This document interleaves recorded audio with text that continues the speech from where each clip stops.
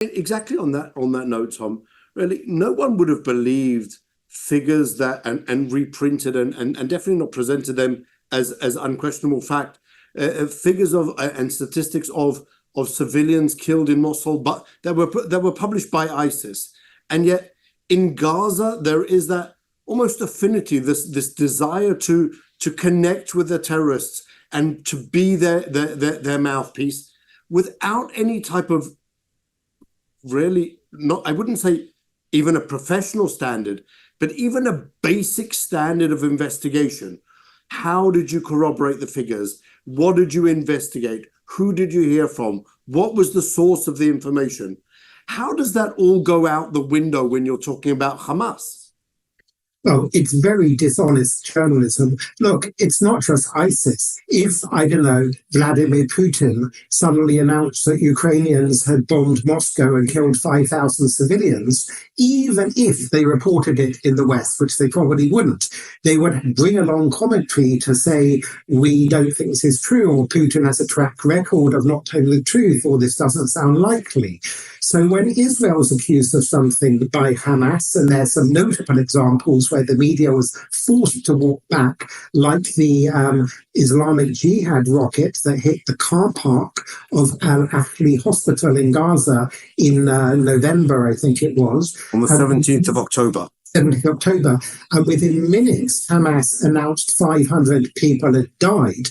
So first of all, if that was really the case, how on earth could they have counted 500 people? I mean, Israel, to show the honesty of Israel, was estimating about 1,400 people were killed on October 7th.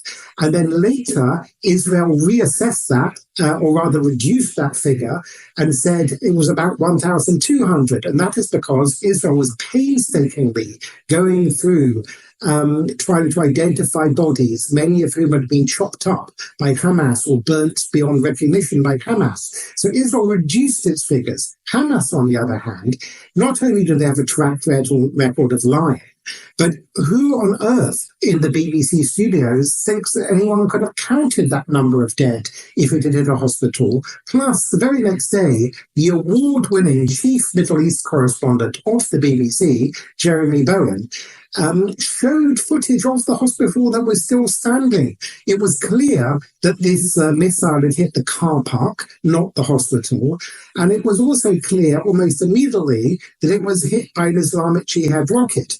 The problem for the media to publicize this will be to admit, first of all, that Islamic Jihad and Hamas fire thousands of rockets. They'd also have to admit that based on past estimates from past conflicts, about 25% of all Hamas and Islamic Jihad rockets fell short, landed inside Gaza, and killed and injured Gazans. And that's likely to probably be the case in the current conflict, but they don't want to draw attention to that. It muddies the water. They want a simple, clear narrative with a bad guy and a good guy.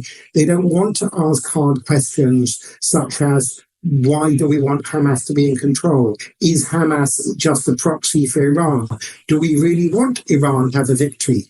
Do we indeed want Islamic terrorism worldwide to have a victory? Because if Hamas declares victory at the end of this conflict, if they're still in control of Gaza, this will be viewed as a great victory for radical Islam everywhere, including in Europe. So we have militants among the Muslim communities of the United Kingdom and France and Belgium, Denmark, Sweden, the Netherlands and elsewhere, and people inside Britain who have previously thought, well, we would love to have Sharia law in Britain, but it's not actually possible.